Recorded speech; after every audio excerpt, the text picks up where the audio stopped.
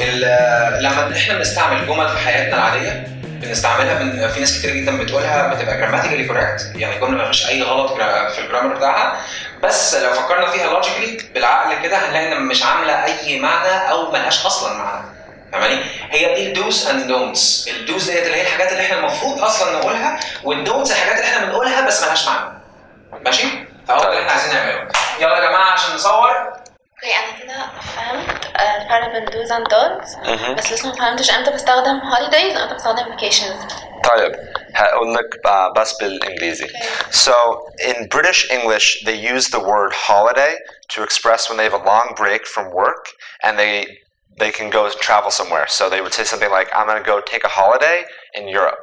But in American English we use the word vacation to mean this. So I would say, being from America, I'm going to take a vacation to Europe next year or something.